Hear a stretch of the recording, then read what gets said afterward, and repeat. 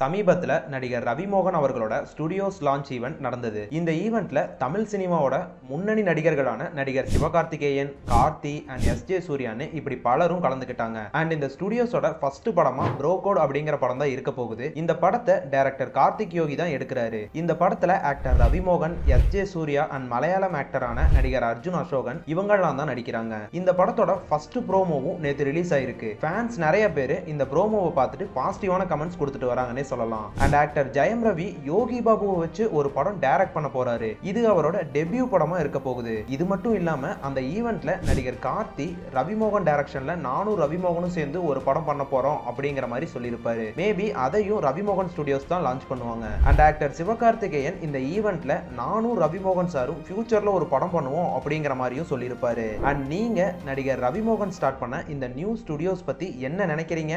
And bro code படத்தோட ப்ரோமோவை பார்த்திருந்தீங்கன்னா அந்த promo எப்படி இருந்தது அப்படிங்கிறதையும் கமெண்ட்ல சொல்லுங்க.